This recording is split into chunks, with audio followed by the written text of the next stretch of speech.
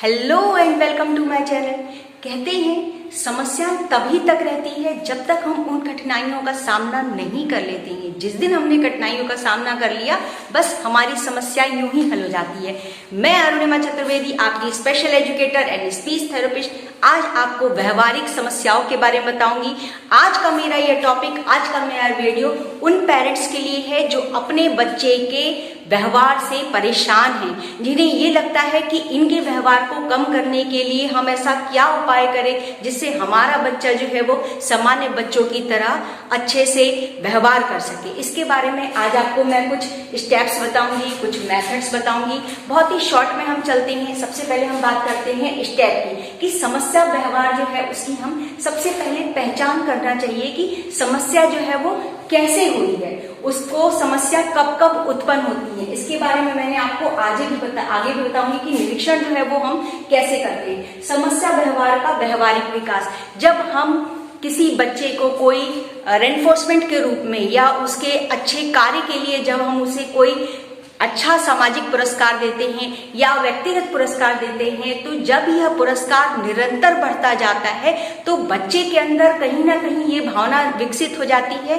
कि अगर मैं ये अच्छा काम करता हूँ तो मुझे जो है वो गिफ्ट मिलेगा। तो बच्चे के अंदर क्या है, डेली में वो चीज बढ़ती चली आती है और उसके सबसे बड़े जो है बाधक वो हम खुद होते हैं। यदि उस बच्चे को यदि हम एक रेनफोर्समेंट दे करके या एक छोटा सा पुरस्कार दे के थोड़ी देर रुक जाएं, उसके बाद जब अगला व्यवहार करे तो वहां पर हमको वो वापस रिपीट पर रेनफोर्समेंट या पुरस्कार जो है वो नहीं देना है, उसकी रोकथाम हमको वहीं करना है। वहां से जो है व्यवहार समस्या हमारी धीरे धीरे कम होना चालू हो जाती है। तीसरी होती है समस्या व्यवहार का चयन सिद्धांत। समस्या व्यवहार को चयन करना जो है वो बहुत ज्यादा जरूरी होता है कि कैसे उस बच्चे के अंदर जो व्यवहार की कमी है उसको हम कर सकते हैं। उसको जो भी हम व्यवहार समस्या को कम करना चाहते हैं उसका एक डाटा कलेक्शन हम जरूर करते हैं। जैसे कि कोई हमने बच्चे के अंदर बिहेवियर प्रॉब्लम हुई, बच्चे ने स्वयं को आत्मघाती किया या चोट पहुंचाया, किसी को मारा या थूका या कोई भी ऐसा असामाजिक व्यवहार करता है, तो हर व्यवहार का हमारे लिए निरीक्षण करना बहुत जरूरी हो जाता है कि बच्चे का जो व्यवहार ये कब कब होता है, किस किस के सामने होता है, कहाँ कहाँ सी जगह होती है वहां पर होती है, और उसका जो है वो मेथड कौन सा है कि बच्चा जो है जैसे उसके अंदर स्वयं को आत्मघात या स्वयं को चोट पहुंचाने की कोई बिहेवियर हुआ। अब इस बिहेवियर को कम करने के लिए हमको देखना पड़ेगा कि उसके पहले का कारण क्या है और उसके बाद का कारण क्या है। इससे निपटने के लिए जो है हमने यहाँ पर कुछ विधियां लिखी हुई हैं, जिसमें है कि घटना की बारंबार रिकॉर्डिंग। जब भी कोई असामाजिक व्यवहार होता है तो उस व्यवहार की सबसे पहले हमको एक रिकॉर्डिंग तय करना पड़ता है कि व्यवहार जो है वो कितने समय में हुई है।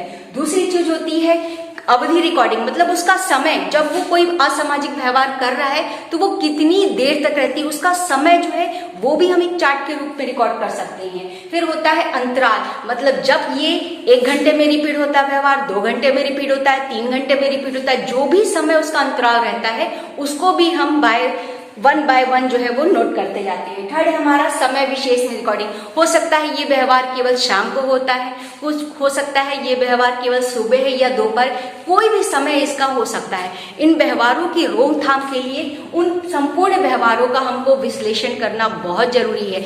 जब इन व्यवहारों का हम विश्लेषण कर सकेंगे तभी हम उस बच्चे के साथ जो है वो बहुत अच्छे से काम कर पाएंगे। इन व्यवहारों को कम करने के लिए हम उसको एनालिसिस जो है वो बहुत अच्छे से करेंगे। जब हमारा एनालिसिस बहुत अच्छे से होता है तो हम एक बहुत बेहतरीन तरीके से उस बच्चे के साथ काम कर सकते हैं। इसके आगे की वीडियो में मैं आपको बताऊंगी कि बच्चों के साथ हम प्रैक्टिकल काम कैसे करते हैं। तब तक के लिए नमस्कार।